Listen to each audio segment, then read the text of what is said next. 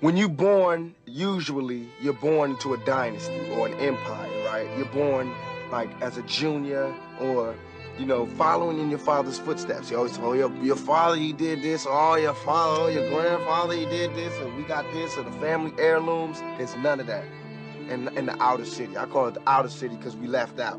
There's no nothing. We don't get any family heirlooms, the family crest, all that stuff that you would think is so important was meaningless. I feel as though I'm cheated because instead of me fulfilling my prophecy, I have to start one. Instead of me, you know, doing a good job and carrying on the empire, I have to build one. And that's a hell of a job for a 21-year-old. You know what I'm saying? That's a hell of a job for any youngster, male or female, to have to build an empire for your family. You know what I'm saying? And it's like, especially when the odds is that, you know that somebody else who lives in the inner city, the real inner city, suburbia, who, when he's born, 16, he gets a car, automatic. You know, there's money in the bank for college, you know, it's Christmases, go to vacation somewhere. Our vacations was down the street, across town, grandma's house. It's like, you got a friend that you don't never look out for. You know, you dressed up in jewels. Now America's got jewels and they paid and everything, and they lending money to everybody except us. And it's like, you know, everybody need a little help on their way to being, you know, self-reliant. I mean, if this is truly a melting pot in the country where we care about it and Lady Liberty got a hand like this, she really loves us, then we really need to be like that. And it needs to be the black kids, and if there's a white person who got money, then you need to help them. You need to help black kids, Mexican kids, Korean kids, whatever. But it needs to be real. And it need to be before we all die, and then you say, oh, I made a mistake. We should have gave them some money. We really should have helped these folks. It's gonna be too late. You know what I'm saying? And then that's when you gotta pay your own karma. It's too much money here. I mean, nobody should be hitting lotto for 36 million and we got people starving in the streets. That is not idealistic, that's just real. There's no way that these people should own planes and their people don't have houses, apartments, shacks, drawers, pants. I know you're rich. I know you got $40 billion, but can you just keep it to one house? You only need one house. And if you only got 2 kids, can you just keep it to 2 rooms? I mean, why have 52 rooms and you know there's somebody with no room? It just don't make sense to me. It don't. And then these people celebrate Christmas. They got big trees, huge trees, all the little trimmings. Everybody got gifts, and it's my story.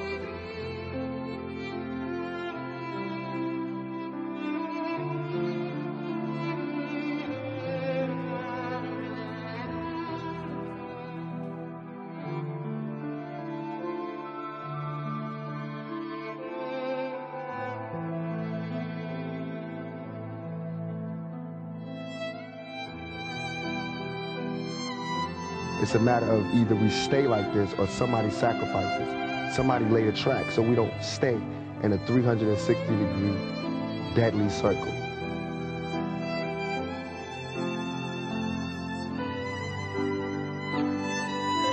Watch people. Because you can fake for a long time, but one day you're going to show yourself to be a phony. Don't support the phonies. Support the real. You know what I mean? How can these people be talking about how they so real and they don't care about our communities? How can they be talking about what they, all this, you know, the hood, blah, blah, blah, blah. They don't care about our communities. You know what I mean? Listen to the words that people say in their lyrics and tell me if that's some real, if that's real to you. You know what I mean? Listen to what they saying. Don't just bob your head to the beat. Peep the game. And listen to what I'm saying and hold us accountable for it. If we look at TV, we're not only looking at the rappers, and we're not picking up what America think that black people are stupid. We just look at TV, kids look at TV and hear the rappers going fuck, bitch, and that's all they pick up. That's bullshit. We're not picking that up. That's not what we shooting for. That's not what we blowing shit up for. That's not what we're getting that from. We're not, that's not where we're grabbing our information. We're grabbing our information from watching America go to Haiti, beat the shit out of motherfuckers, kick them out their house, and then move their own people in. So stop being cowards and let's have a revolution. But we don't want to do that. Dudes just want to live a character. They want to be cartoon.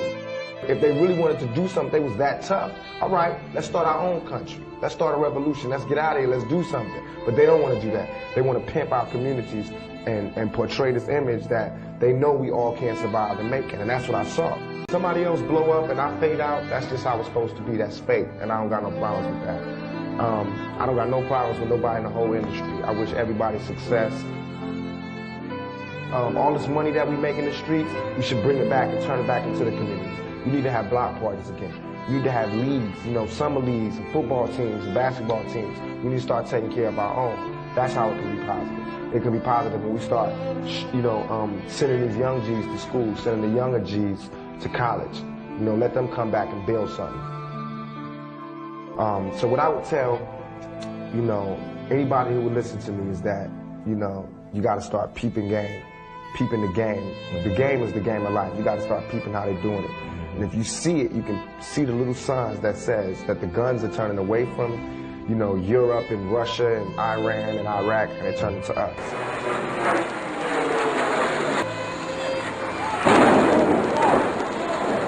And when I say Americans, people think I'm talking about Uncle Sam. I mean, like, actually Uncle Sam with the gray hair and the flag. I mean you, the guy, you know, you, the mechanic, wherever, you. I mean, you need to do something. You need to check yourself. Melanin is a neurochemical that is produced in part through the pituitary and the pineal gland. They both play a central role in the production of melanin, which is ultimately responsible for the color that we have in our skin.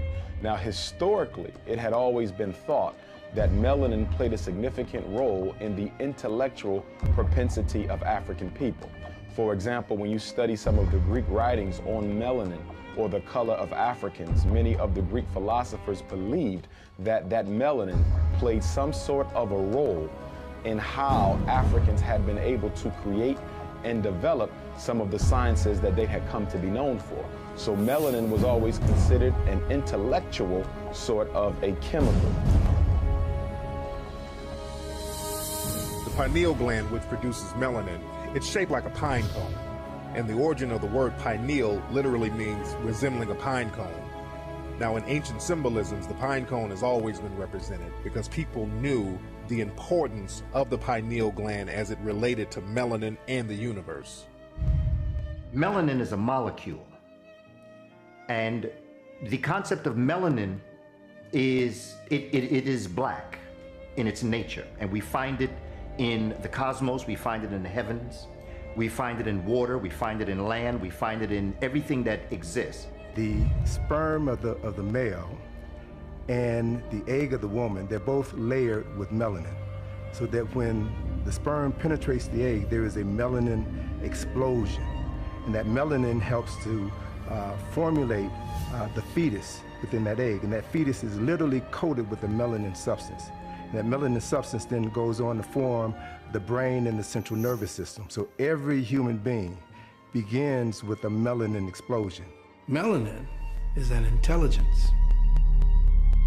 It's an intelligence because it is the dynamic, the primary dynamic in every part of the cell. It's a primary dynamic in the core of the human being as well as to the surface of the human being. Its intelligence is responsible for the forming of the nervous system. Every part of the nervous system has these little black dots all through it, which essentially carry information. So melanin, from a physical standpoint, is that substance that accounts for what black people refer to as soul. We move differently, we walk differently, we talk differently because we have access to a different form of energy than other folk. Not only is melanin a pigment, which is so obvious, but melanin as an intelligence is a communications module that essentially broadcasts as well as receives information by way of light and sound frequency signatures.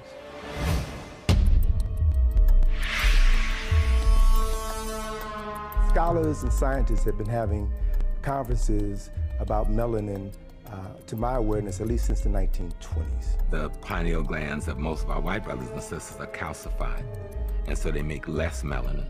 And that comes from the historical relationship to what we call the Permian Ice Age, that 10,000 years of glacial freezing that happened in Europe after the Africans who were the Grimaldi moved up there. And so it became the survival of the fittest. Who was able to adapt could survive. Who wasn't able to adapt died. So those people who were able to get rid of their melanin was able to survive.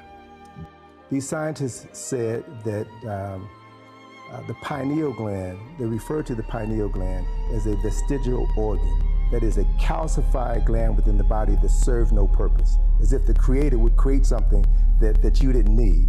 And it was only after the Vietnam War, in the late 60s and early 70s, that they began to rewrite their interpretation of the pineal gland. The reason for that was that a large number of African Americans fought and died during the Vietnam War. And whenever a soldier dies, there's an autopsy that's performed before their body is sent back to Dover Air Force Base. And what they discovered, what these physicians discovered, is that when they performed the autopsies, the 75 to 80% of the African American soldiers had a large functioning pineal gland. The pineal gland is normally about the size of your thumb. So it was not a vestigial organ in 70 to 80% of African Americans, but it is a calcified organ in 75 to 80% of people with European ancestry. So they began to reevaluate the pineal gland. They began to reevaluate melanin. I think if you talk to Dr. Welsing, she'll tell you this is about genetic annihilation or genetic survival. You find that the elements of the human family that find themselves suffering from the ecology that we're in, they're struggling to survive and to be able to maintain themselves. All nations, European nations and America, white Americans, are at minus birth rate right now. Not zero birth rate, where they're keeping up with the natural death. They're at minus birth rate. And so that's why there's so much emphasis on artificial birth creation and other ways to have babies and make babies that are beyond the normal.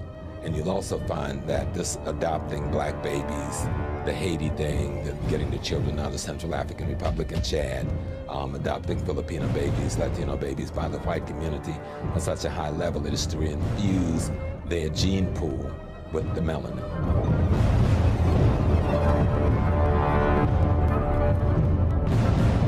Up until 1959, Africa was dominated by the colonial powers, and by the colonial powers of Europe having complete control over Africa, they projected the image of Africa negatively. They projected Africa always in a negative light. Jungles, savages, cannibals, nothing civilized. And naturally, it was so negative until it was negative to you and me. And you and I began to hate it.